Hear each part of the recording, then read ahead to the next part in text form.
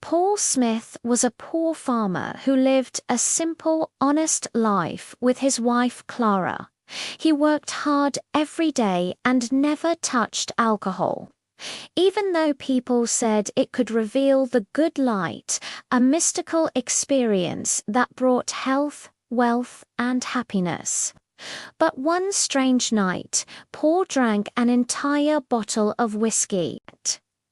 As the liquid burned his throat, he heard a mysterious voice commanding him to go to the Hill of Sand on the first Monday of the 8th month at midnight. There he would find a fire in the forest, and beside it a bag containing treasure and a mandate he must follow exactly. When Paul told Clara about the voice, he immediately regretted it. She became obsessed with the idea of treasure, pushing him relentlessly toward that fateful night. Though Paul felt growing dread, Clara's determination overpowered his hesitation. She planned endlessly, worrying about how they would spend the money or sell the jewels, her constant anxiety keeping him awake at night. Paul began to doubt everything, telling her he was happy being poor, but she called him a coward and threatened to go alone. On that dark Monday night, they walked through the forest together. Clara's excitement turned to fear halfway there, sensing danger lurking ahead, but Paul no longer heard her warnings. Something had changed inside him. His eyes fixed forward, his grip tight on his machete. He marched toward the fire as if possessed by another spirit entirely. When they reached the flames, Paul seized the cloth bag just as the voice had instructed and ran back to Clara. Together they fled into the darkness. Inside the bag, Paul found human bones, a machete, gold coins, a bottle of whiskey, and a small metal box. When he opened the box later that night while Clara slept, he discovered a paper with a single terrifying instruction: kill a man named Richard Grant. Paul's hands trembled with horror.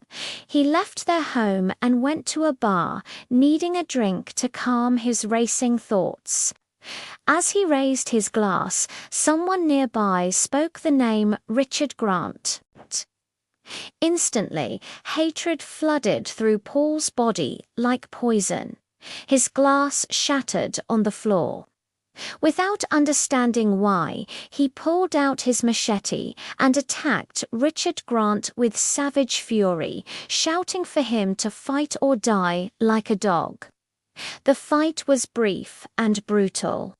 Within minutes, Richard Grant lay dead in a pool of blood, his body torn apart. Paul was arrested and sentenced to 10 years in prison. Clara found work nearby so she could visit him every Sunday. But as the years passed, Paul noticed changes in her. She seemed distant, guilty. One Sunday, he asked what she would do when he was released. Her quiet answer devastated him. She wasn't coming back with him. She had consulted a priest who told her the treasure was the devil's work, and she refused to return to their village. Paul also noticed she had a new gold tooth, paid for by her boss, a kind man who worried about her.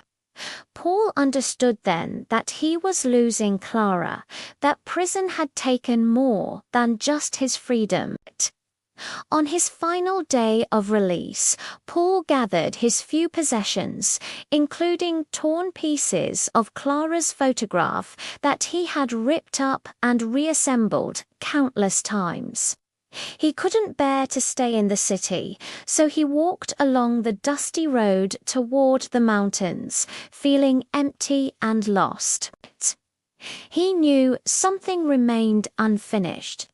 He had killed Richard Grant and served his time, but the mandate's final requirement still haunted him. He needed to bury the evil light by writing his own mandate and leaving it by a fire for another victim to find, continuing the deadly chain.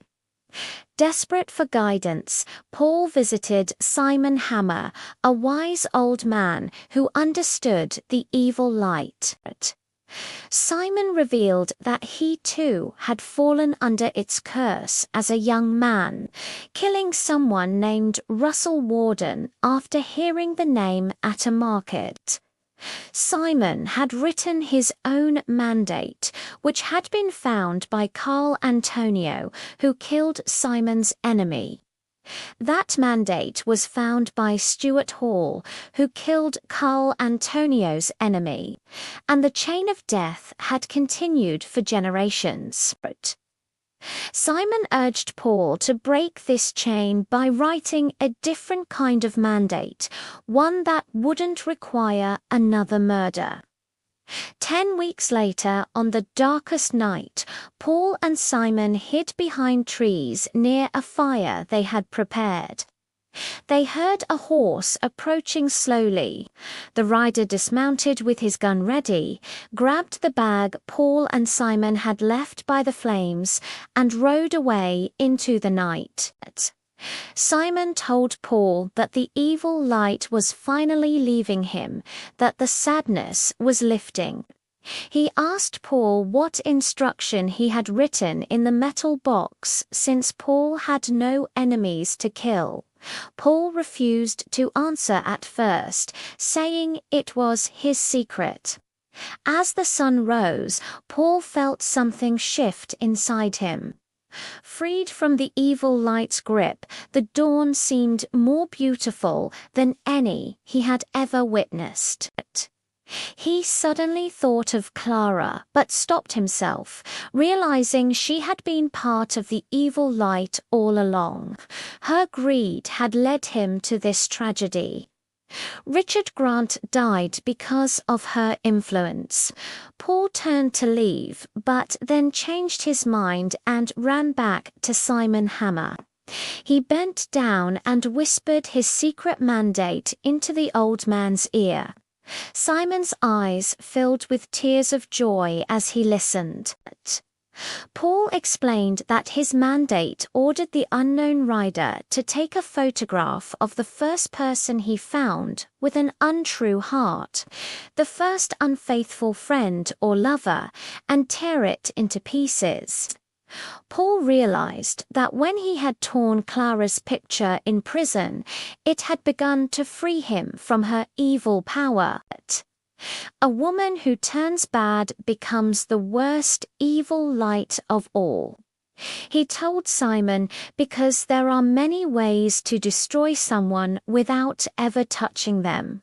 The chain of death was finally broken, not by killing, but by destroying the image of betrayal itself.